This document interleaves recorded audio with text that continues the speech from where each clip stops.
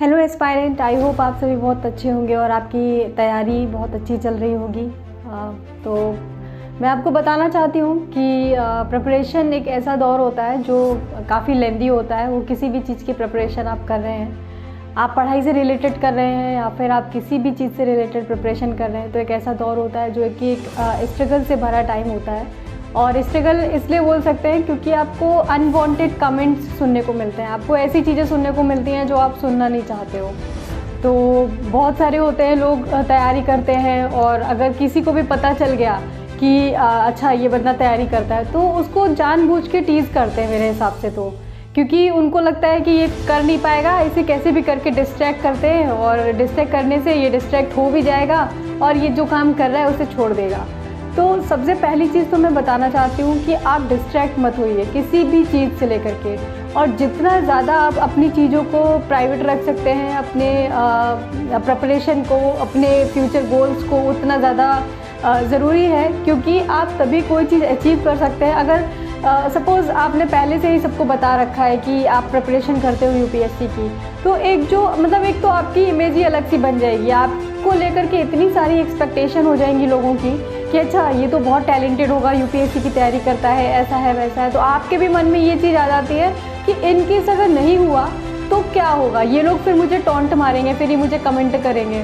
तो उस डर की वजह से भी प्रिपरेशन पे काफ़ी इफ़ेक्ट पड़ता है, क्योंकि दिमाग में एक नेगेटिव पोर्शन आ जाता है कि इन केस नहीं हुआ तो क्या होगा। तो बेहतर यही है कि अगर आप प्रिपरेशन करते हैं, तैयारी करते हैं, तो उस दौर आप अपने आप को इतना ज़्यादा वो मत करो कि आपने पहली चीज़ तो सबसे बता दिया है कि आप तैयारी करते हो, दूसरी चीज़ आप अपने आप को एकदम छुप के रख रहे हो, आप एक कमरे में बंद हो गए हो, आप कुछ और चीज़ें नहीं कर रहे हो। क्योंकि डिस्ट्रैक्शंस तभी आते हैं जब आप लोगों से दूर हटना स्टार्ट करते हो, फिर वो आपको ऑब्जर्व करने लगते हैं, उनको लगता है कि अच्छा ये ज़्यादा सेपरेट हो रहा है, पक्का कुछ ये कर रहा है अलग। तो मेरा तो यही मानना है कि अगर आप तैयारी करते हो तो पहली चीज़ तो आप एकदम नॉर्मल रहिए, आप एकदम परेशान मत होइए। अपने आसपास के लोगों को एकदम ज़रूरत नहीं है अपने आप को कि बहुत प्रायोरिटी दिखाने की और अपने आप को बहुत तानाशाह दिखाने की कि मुझे ये आता है वो आता है। नॉलेज है, जितने भी नॉलेजेबल लोग होते हैं मेरे हिसाब से वो बहुत ही शांत स्वभाव के होते हैं, उनको ज़रूरत नहीं पड़ती है कि वो हर जगह जा कर के अपना ज्ञान देने लगें, वो सिर्फ ऑब्ज़र्व करते हैं, वो सुनना ज़्यादा पसंद करते हैं। तो आप भी इसी तरह अपनी तैयारी को एकदम गुप्त रखिए, एकदम प्राइवेट रखिए, सबसे डिस्कस मत करिए, पढ़ते जाइए। एक जब रिज़ल्ट आएगा तो ऑटोमेटिक सबको पता चलेगा और आपकी जो चीज़ें हैं, आपको उस समय जो सम्मान मिलेगा वो आपको लगेगा कि हाँ ये सम्मान मैं डिज़र्व करता था, लेकिन थोड़ा लेट मिला। और प्रोसेस लेंदी होता है, कभी भी कोई भी चीज़ एक दिन में नहीं हो जाती है, तो आप कीप ट्राइंग। और एक चीज़ और होती है, इंसान कहता है कि डिसकंटिन्यूटी नहीं होनी चाहिए, कतई नहीं होनी चाहिए, ऐसा बिल्कुल नहीं होता। आप ह्यूमन बीइंग हैं, अगर आप सही 10 काम करेंगे तो उसमें चांसेस है कि 1 या 2 काम तो आपसे गलत हो ही जाएंगे। तो उसके लिए आप रिग्रेट कतई मत करिए, आप करते जाइए। अगर डिसकंटिन्यूटी बनती भी है, आपसे कोई गलती होती भी है, तो आप उसको एक्सेप्ट करिए और आप फिर से स्टार्ट करिए।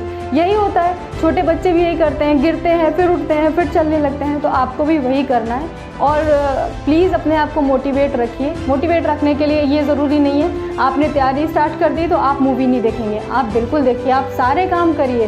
क्योंकि जब आप एक एस्पायरेंट से जब आप एक डिस्ट्रिक्ट मजिस्ट्रेट भी बनते हो तो भी आपको आप मूवी देखने जाते हैं या फिर आप चाहते हैं कि आप मूवी देखने ना जाएं, आपका टाइम वेस्ट होगा, ऐसा आप बिल्कुल मत सोचिए। क्योंकि बहुत सारी चीज़ें आप ऐसी भी करते हो प्रिपरेशन के दौरान जो रिक्वायर्ड नहीं है, फिर भी आप करते हो, लेकिन वो करना भी ज़रूरी है, क्योंकि आपका माइंड उसी हिसाब से काम करता है। आप कितनी ज़्यादा एक्टिविटी कर सकते हो, तो आप ये मत कहो कि आप ये नहीं करोगे या आप वो नहीं करोगे, वो टाइम निकाल के आप पढ़ाई करोगे। पढ़ाई का टाइम सेम रखो। पढ़ाई इवन मैं तो यही कहूँगी कि अगर आज थोड़ा पढ़ा तो सपोज़ ऐसा भी हो जाता है कि कभी हम 2 घंटे के पढ़ने के मूड में होते हैं तो हम 2 घंटे से 2.5 घंटे पढ़ लेते हैं, कभी हम 15 से 20 मिनट भी नहीं पढ़ पाते हैं, तो ठीक है, वो चीज़ एक्सेप्ट करो कि 15 से 20 मिनट पढ़ने के बाद भी आपका मन नहीं लग रहा है, इट्स ओके, आप उसे रख दो, उस टाइम पे दूसरी चीज़ें कर लो। सबसे बड़ी चीज़ होती है तैयारी करने में जो मुझे लगता है, देखिए मैं आपसे अपनी ओपिनियन शेयर कर रही हूँ, आपकी क्या ओपिनियन है ये डिपेंड करता है, मैं बस एक तरीका बता रही हूँ कि अगर आपको कोई चीज़ करने का मन नहीं कर रहा है तो ज़रूरी नहीं है कि आप ज़बरदस्ती बैठ के पढ़ रहे हो और आपको समझ में आ ही नहीं रहा है। पढ़ने के लिए, समझने के लिए ज़्यादा ज़रूरी है कि आपका दिमाग फ्री हो, आप रिलैक्स हो। तो ऐसा कतई मत करो कि हम टहलने नहीं जाएंगे, या फिर हम किसी से बात नहीं करेंगे, या फिर हम एकदम बंद कर लेंगे अपने आप को। आप और फ्रस्ट्रेट हो जाओगे। देखो, आप जितना ज़्यादा एक्स्ट्रा करिकुलर एक्टिविटी करोगे, आप जितना ज़्यादा घूमोगे, बशर्ते कि आप अच्छे से टाइम मैनेज करो। अपनी एक्टिविटीज़ को कम करने से बेहतर होगा कि आप उन्हीं सारी एक्टिविटीज़ को करो, लेकिन एक अच्छे टाइम मैनेजमेंट के साथ, कि आपकी एक्टिविटी भी कम ना हो और आपका पढ़ाई का भी शेड्यूल बना रहे। तो ये मेरे लिए ज़्यादा ज़रूरी है कि आप अगर आगे चल के अगर आप किसी भी अच्छी सर्विस में जाते हो, वहाँ पर भी आप यही करोगे। आप सिर्फ नौकरी नहीं करोगे, आपको सिर्फ ऑफिस में नहीं बैठना है, आपको फील्ड पे भी जाना है, आपको सेम टाइम पे दूसरी चीज़ें भी करनी है, आपको सेम टाइम पे अपनी पर्सनल लाइफ भी देखनी है। तो आप अभी से स्टार्ट करो प्रैक्टिस करना कि आप कैसे अपनी पर्सनल प्रोफेशनल लाइफ को मैनेज करोगे। तो ज़्यादा बेहतर मैं समझती हूँ टाइम मैनेजमेंट होता है, रेदर देन कि आप अपनी चीज़ों को कम कर लो, उनको सप्रेस कर लो कि ये काम नहीं करूँगा और ये करने से मैं ज़्यादा, कोई चीज़ ज़्यादा करने से ज़्यादा नहीं होती है। आप सेम टाइम में, जैसे होता है ना कि 4 घंटे पढ़ा और हमें समझ में तो कुछ भी नहीं आया, फिर सेम चीज़ को हम दोबारा दूसरे दिन पढ़ रहे हैं, तो इससे बेटर है ना कि उसको हमने 1 घंटे पढ़ा, उसके बाद हमने उसको 2-3 बार रिवाइज कर लिया। तो दिस इज़ बेटर कि आप 4 घंटे लेके बैठे रहे, उसके बाद में फिर आप 4 दिन तक पढ़ ही नहीं रहे। ऐसा आप नहीं करो। और अगर ऐसा हो जाता है कि कोई गलत चीज़ हो जाती है आपकी तैयारी के दौरान, तो आप उस चीज़ को एक्सेप्ट करो। लोग सबसे गलत चीज़ करते हैं कि अगर उनसे कोई गलती हो जाती है, कोई मिस्टेक हो जाती है, तो उसको एक्सेप्ट नहीं करते हैं। मतलब उस चीज़ को सोच के डिप्रेशन में चले जाएंगे या कुछ भी कर लेंगे। तो ऐसा मत करो। हंसी खुशी रहो। मतलब हंसी खुशी का मतलब है कि जितना खुश रख सकते हो खुद को। देखो, दूसरों को खुश वही इंसान रख सकता है जो खुद खुश है। अगर आप खुद खुश नहीं हो तो आप किसी को खुश नहीं रख सकते हो। तो ज़्यादा इम्पॉर्टेंट क्या है कि आप अपने आप को खुश रखो। इसको स्वार्थी बनना बिल्कुल नहीं बोलते हैं, इसको बोलते हैं अपने लिए थोड़ा सा टाइम निकालना।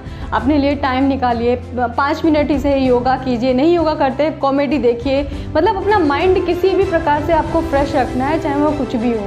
तो मेरे हिसाब से तो यही था, ये एक तरीके का मोटिवेशन, मैं आपको मोटिवेट करने के लिए हूँ यहाँ पे। तो ये चीज़ें हैं, ये आपको ध्यान में रखनी है अपनी प्रिपरेशन के दौरान।